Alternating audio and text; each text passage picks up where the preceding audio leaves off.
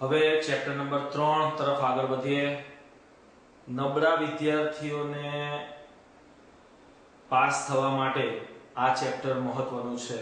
આમ તો chapter number 1, 2, 3 આ ત્રણેય ચેપ્ટર એ પાસ થવા માટે વિદ્યાર્થીઓને મહત્વના છે, પરંતુ આ ત્રણેય ચેપ્ટર પૈકી બીજું અને ત્રીજું ચેપ્ટર એવા છે કે જેની અંદર તમને જૂના ધોરણની અંદર તમને અવયવ આવડતા હોવા જોઈએ.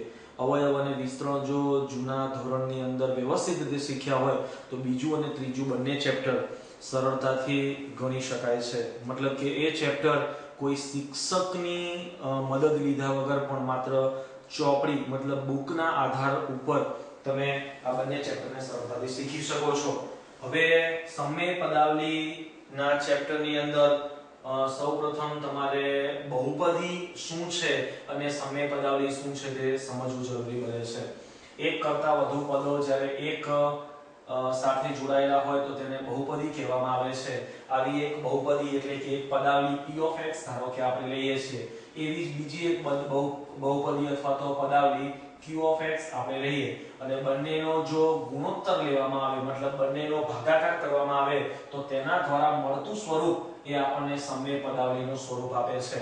અહીં કોઈ પણ બહુપદી મતલબ p of x હોય કે q of x હોય કે p of x upon q of x નું આખું સ્વરૂપ હોય, આ તમામે તમામ વસ્તુ સમય પદાવલી છે. આનો મતલબ એવો થાય છે કે કોઈ પણ બહુપદીને સમય પદાવલી કહી શકાય છે, પરંતુ સમય પદાવલીને બહુપદી કહી શકાતું નથી. મતલબ કે p of x upon q of x ધરાવતું કોઈ પણ સ્વરૂપ એ ક્યારે બહુપદી કહી શકાય નહીં, પરંતુ તે સમય પદાવલી કહી શકાય.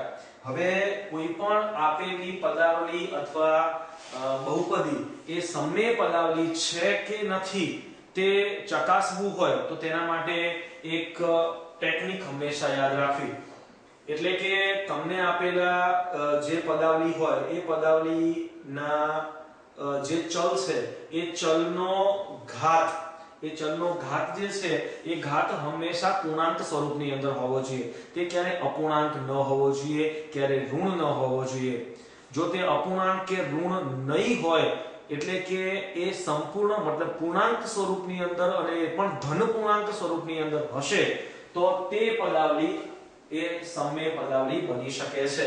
સેમ રીતે બહુપદીની અંદર પણ જો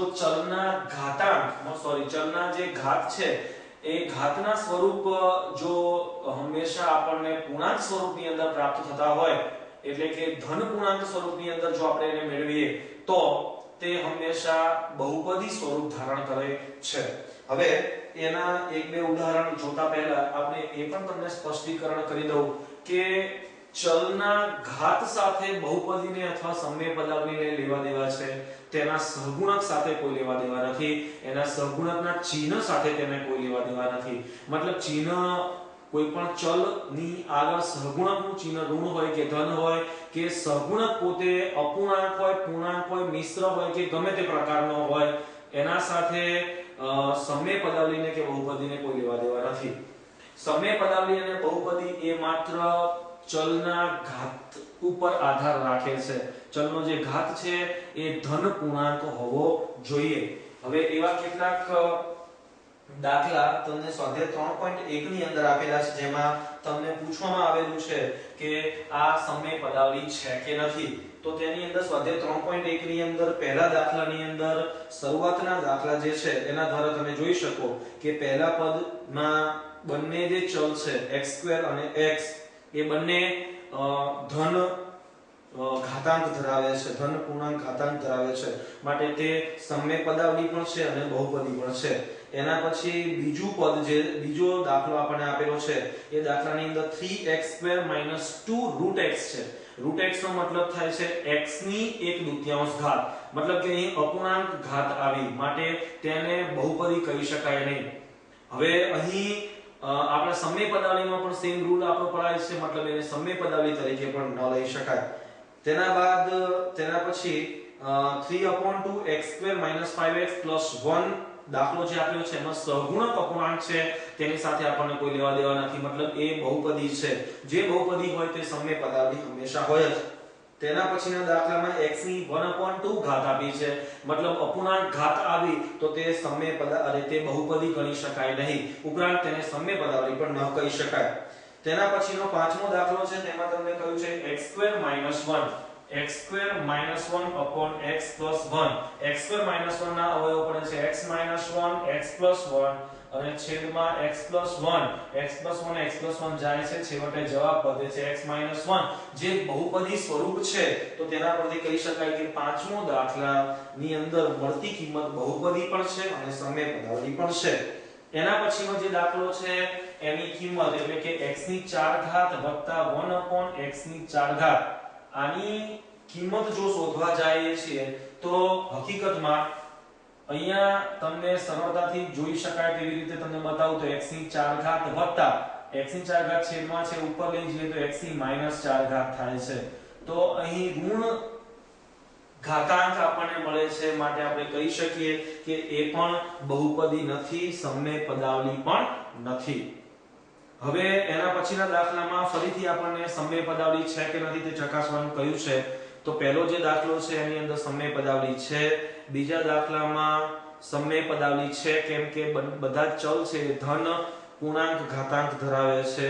ત્રીજો દાખલો છે એમાં √x આપણને આપ્યો છે, માટે x ની 1/2 ઘાત થાય, અપૂર્ણાંક ઘાતાંક છે માટે તે દાખલામાં એ સમય પદાવલી બનતી નથી. એના પછીનો દાખલામાં સમય પદાવલી બની છે અને પાંચમો દાખલો જે છે એની અંદર સમય પદાવલી બનતી નથી, કારણ કે x નું ઘનમૂળ અને x નું વર્ગમૂળ આપેલું છે જે અપૂર્ણાંક ઘાતાંક દર્શાવે છે.